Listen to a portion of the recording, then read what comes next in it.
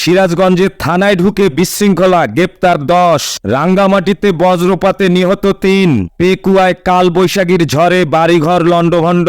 কক্সবাজারে বজ্রপাতে 2 লবণ চাষীর মৃত্যু। চুয়াডাঙ্গার আলমডাঙ্গায় আগুনে পড়ল 20 বিঘা পানের বরজ।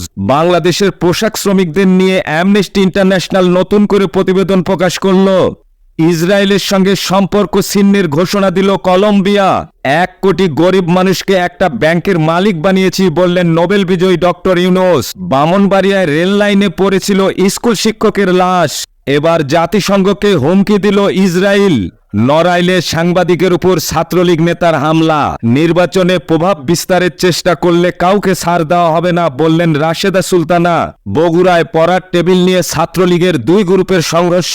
কুড়িগ্রামে পুলিশকে ধাক্কা দিয়ে পালালো মাদক কারবারি। সিলেটে ধান কাটতে গিয়ে বজ্রপাতে কৃষকের মৃত্যু।